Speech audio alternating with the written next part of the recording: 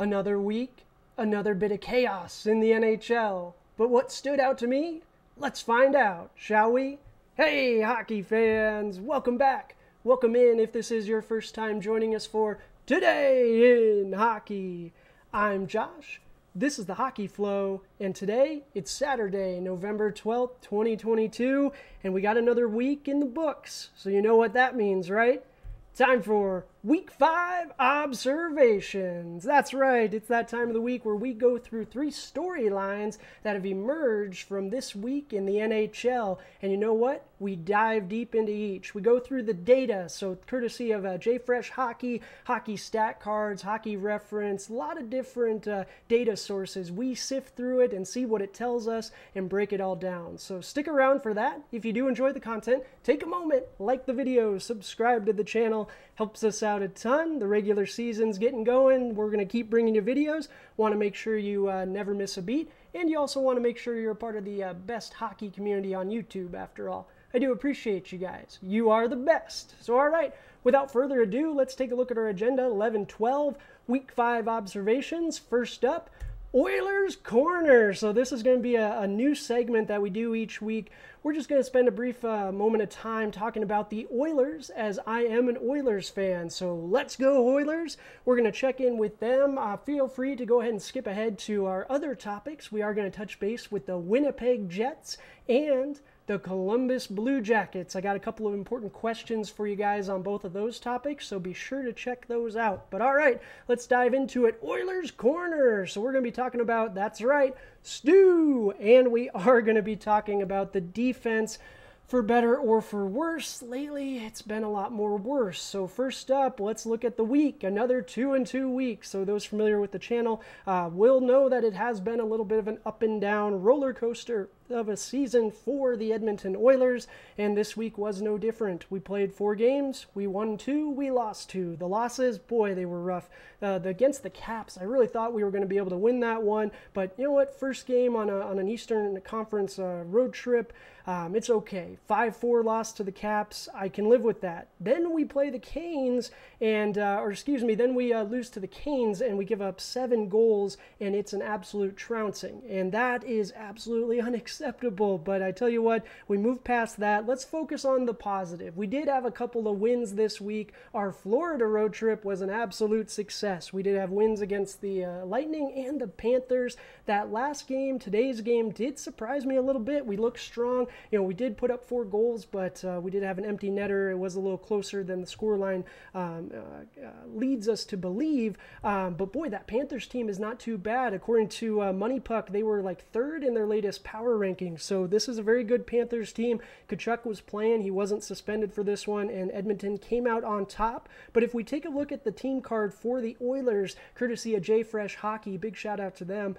we do see that they are 4th in the division. That is echoed in those NHL.com standings. We're tied with the Kraken at 18 points, but they do have a game in hand with us at this moment. But the Oilers, it's just not been good enough. And why hasn't it been good enough? So a lot of folks are quick to point out the Tendy situation and Jack Campbell. Well, we're going to get to that in just a moment, but the one spot I really want to focus on is the penalty kill. So I'm a big eye test believer, then look at the data and see what it tells me, and if it matches, that must be the case. And right now, my eyes are telling me that our penalty kill is horrendous. Our defense has more holes than a block of Swiss cheese, and the numbers also support that. Look at our goals against and then our penalty kill percentage, 28th in the league. That is absolutely unacceptable. Man, our structure, we're all over the place. Darnell Nurse is getting paid an astronomical amount of money to kind of just do his own thing on defense. We really have to wrangle him in. I think Woodcroft is doing so. He didn't get those minutes at the very end of the game a couple of games ago.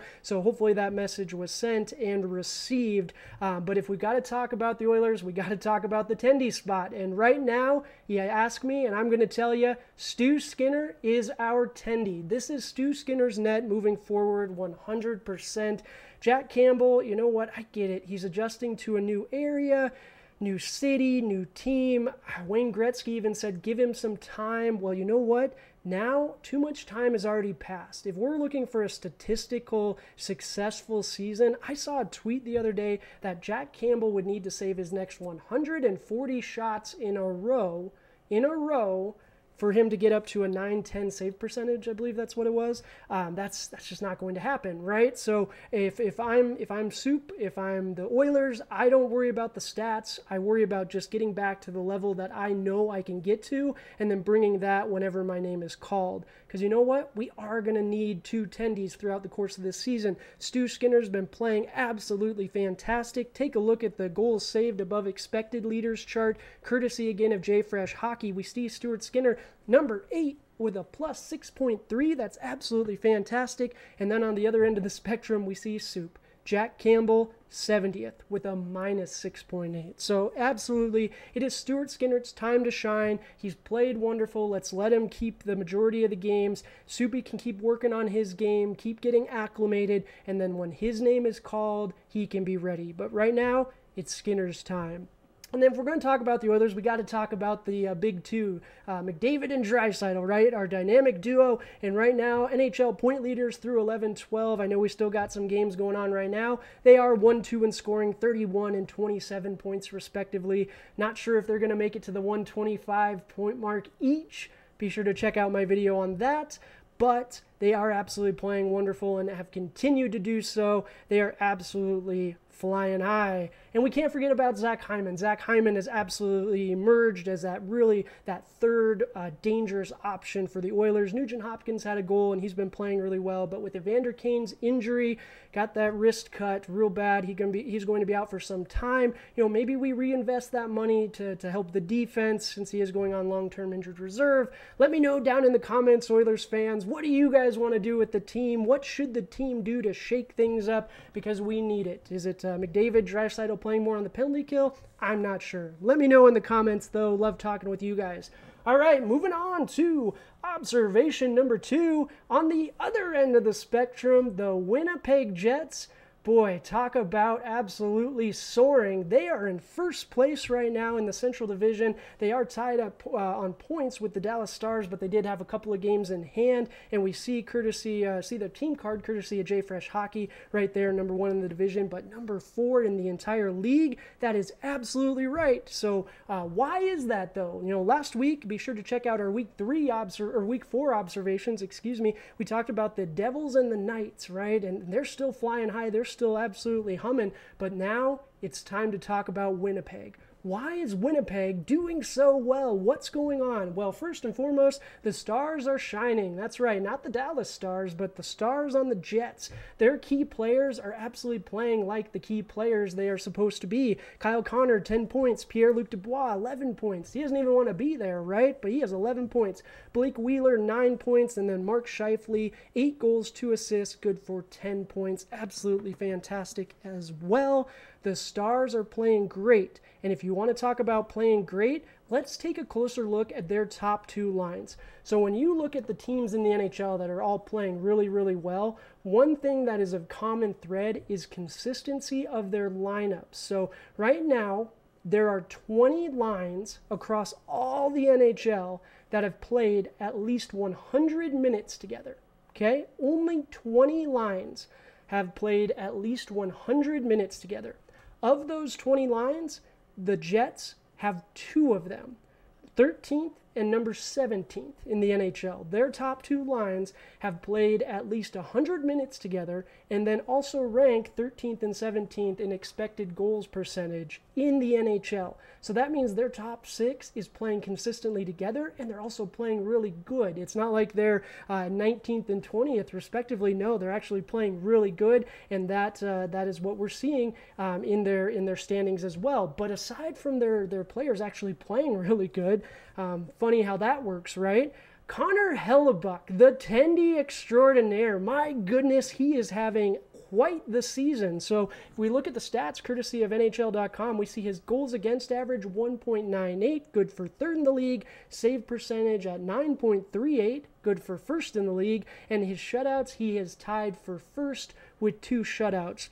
Connor Hellebuyck has absolutely been fantastic for the Winnipeg Jets, and not just on your normal everyday production statistics, also in our wins above replacements. For our analytic friends of the channel who love the analytics, in the old WAR category, Connor Hellebuyck slots in just under Carter Hart with a plus 2.9.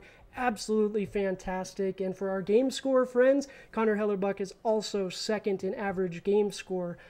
So he is absolutely having a great season right now. If the season were to end today, he might be my choice for the Vezina Trophy now that the Flyers have come down back to earth a little bit. But the Winnipeg Jets, they're still soaring, baby. But then we got to talk about Mark Scheifele. Mark Scheifele and his 8 goals. That's right. 8 goals. I believe Pierre-Luc Dubois also has 6, but Mark Scheifele is someone who had a little bit of a slow start to the season last year along with the entire Winnipeg Jets team. He did end up turning it on. It was a little bit of a surprise to see that he ended the season with 29 goals, which was good for a tie for his 3rd best in his career, but my goodness, 8 goals already in just, 12, 13 games? That is absolutely fantastic. His shooting percentage isn't anything to be worried about either. It's just at 25%, so it is a little high, right? His career high is 20, but typically he settles in the high teens, so he's not that far off. We'll take it. 8 goals so far on this young season. Do we think Mark Scheifele and the Winnipeg Jets can keep it going? Let me know down in the comments. All right, moving on to our 3rd observation. Last but most certainly not least, we're moving from the soaring Winnipeg Jets to the other end of the spectrum. Is it tank time in Columbus? I know, it's crazy to even be thinking about it, but my goodness, let's take a look at that team card and the standings courtesy of NHL.com, and we see the Columbus Blue Jackets down there in the basement of the Metropolitan with only 8 points. Game going on right now, was tied 2-2. Maybe they got a couple of points out of that one, but it still wouldn't have pulled them out of the basement. They would now have 14 games played and still would be in last place. We see their team card here, not just last place in their division, but last place in the entire league right now. We see a ton of red.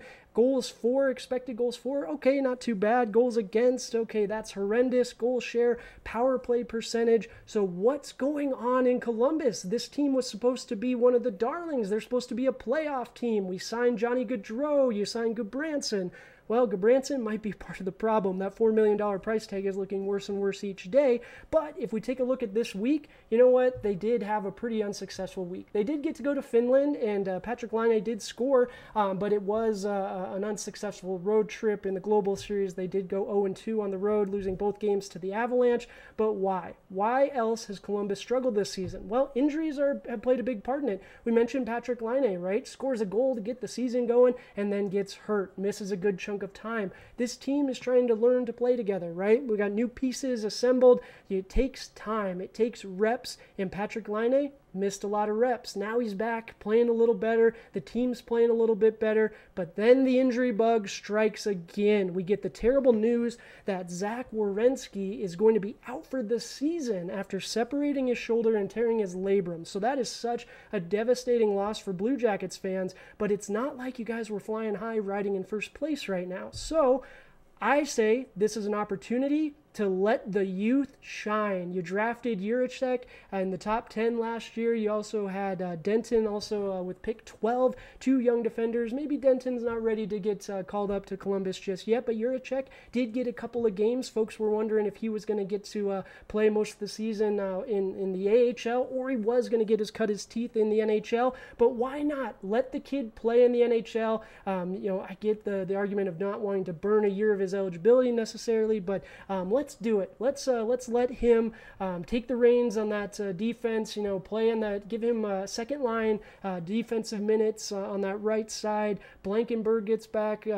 Slot him up there. Give him more minutes. I know right now he's got that fractured ankle. Goodness, but he was playing so well beforehand. And then on offense, let Kent Johnson give him the keys to the car. Let him center that line between Laine and Gaudreau. I know lately you've been seeing him a lot on the wing lately, but I think now is the opportunity to really let these young kids shine. Let them get their minutes now, get these reps, and let this team learn what it's like to play with each other and continue to grow. And look at the draft class. That's probably the biggest piece to this, right? Is this upcoming draft class. Say you guys do have a really bad season, tank, quote unquote, but you just really let the kids play. And so what? We finish dead last in the NHL. Worst case scenario, right? Well, then you got Connor Bedard, Leo Carlsson, Adam Fantilli. There's more. The list goes on and on. Depending on who you speak to, might have a different favorite in this upcoming draft. Right now, Connor Bedard is the overarching favorite. I'm a huge fan of Connor Bedard's, but I tell you what, Adam Fantilli, watch the tape. 22 points in 11 games for the University of Michigan. I think he had another 1 or 2 points again today. Or Leo Carlson, another 6'3", 194, only 17 years old, but he's playing in the SHL right now against grown men. Very exciting. So even if Columbus ends up with a top 3, top 5 pick, I think they get a heck of a talent. So is now the time to tank in Columbus? You guys let me know down in the comments. But that's going to do it for our Week 5 observations. Thanks so much for sticking around. I got 3 questions for you guys. Is Stu for real? How are the Oilers going to do this season? Can the Jets keep it up? And then should they tank? That's going to do it for the video, guys. I do appreciate you all. Be sure to comment below, smash that like button, subscribe if you haven't. Be sure to check out other videos also. We've been doing a lot of fun things, trying out some new stuff, so be sure to let me know how you like it. Until next time, hockey fans, cheers!